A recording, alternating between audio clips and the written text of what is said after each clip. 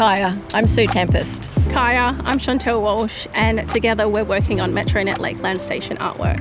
The vision behind the Lakeland Station mural was to create a really deep connection to site with the local community and acknowledging the First Nations people.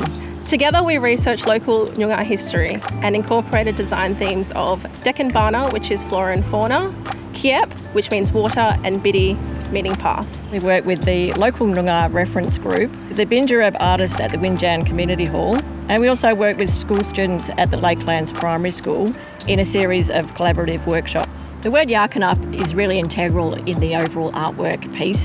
Yarkanup meaning place of turtle. We carefully considered placement of the artwork so that we created a journey for the public to travel on as they went throughout the station.